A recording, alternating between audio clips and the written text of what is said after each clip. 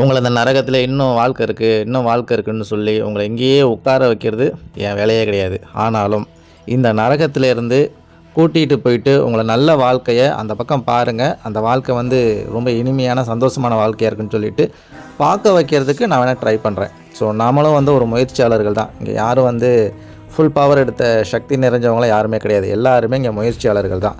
So அதனால் என்னால் முடிஞ்ச என்ன உதவியோ இந்த உலகத்தை நானும் பண்ணணும்னு சொல்லிவிட்டு அந்த நல்ல வாழ்க்கையை காட்டுறதுக்கான முயற்சியை வந்து நம்ம வந்து பண்ணுறோம். எல்லோரும் நினைக்கிறாங்க பிரச்சனை அப்படின்றது எல்லாருக்கும் இருக்குது. ஸோ என்னை சுற்றி வந்து எப்போயுமே பிரச்சனை பிரச்சனை பிரச்சனை இதுதான் என் வாழ்க்கையாகவே இருக்குங்கிற மாதிரி ஃபீல் பண்ணுறாங்க. ஆனால் உண்மையிலும் சொல்ல போனோம்னா பிரச்சனை அப்படின்றது ஒரு பிரச்சனையே கிடையாது.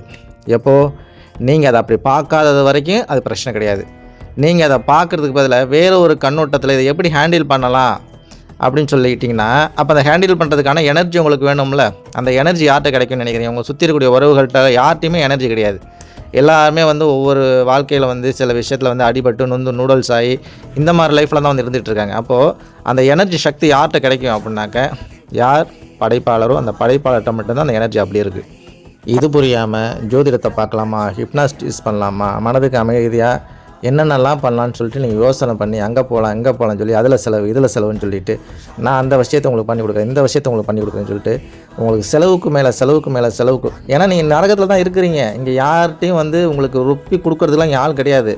முடிஞ்ச அளவுக்கு உங்களுக்கு கழுத்து அறுத்தாலும் இன்னும் அதில் என்ன நம்ம கிடைக்கும் அப்படின்னு சொல்லிட்டு உங்களை பிடுங்கிட்டு போகிறதுக்கு மட்டும்தான் இந்த உலகம் இருக்குது. அதுக்கு தான் நரகம். அப்போது எப்படி இதுலேருந்து நம்ம மீண்டு வரலாம் அப்படின்னாக்க நிறைய விஷயங்கள் வந்து நம்ம வந்து கண்ணோட்டத்தை வந்து மாற்றணும். ஸோ நம்மளை சுற்றி இருக்கக்கூடிய ஓட்டத்தினுடைய திசையை வந்து திருப்பி விடணும். திசையை திருப்பி விட்டிங்கனாலே உங்களுக்கான விழிப்புணர்வுக்கான விஷயங்கள் வந்து ஈஸியாக வந்து கிடச்சிரும். அதனால் முதல்ல வந்து நம்ம வந்து பார்வைகளை வந்து மாற்றணும். நம்மளை சுற்றி இருக்கவங்கள்ட்ட ஃபஸ்ட்டு ஒரு பிரச்சனை அப்படின்னாக்க அவன் சரியில்லை இவன் சரியில்லை நான் சொல்கிறத கேட்கல அவங்க இஷ்டத்தை செய்கிறாங்க இதெல்லாம் நீங்கள் பார்க்க போனாக்க ஒரு மனிதனுக்கு வந்து ஒரு வியாதி வந்து பிடிச்சிருச்சுன்னு வச்சுக்கோங்களேன். அந்த வியாதியை வந்து நீங்கள் க்யூர் பண்ண பார்ப்பீங்களா இல்லை ஆளை க்ளோஸ் பண்ணலான்னு பார்ப்பீங்களா? ஸோ வாக்கப்பட்டாச்சு, நம்மளை சுற்றி வந்து பிறக்கணும்னு சொல்லி பெற்றாச்சு. அப்படி இருக்கிற பட்சத்தில் வியாதியை தானே நீங்கள் க்யூர் பண்ண பார்ப்பீங்க.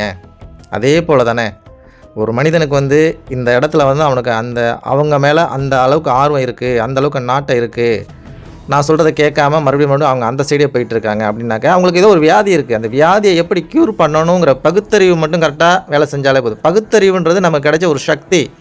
இந்த கோவிலில் பார்த்தீங்கன்னாக்க 8 கைகளை காமிச்சு அந்த தெய்வங்கள்லாம் காமிச்சிருப்பாங்க. அந்த 8 கைனா என்ன? 8 விதமான எனர்ஜி சக்தி.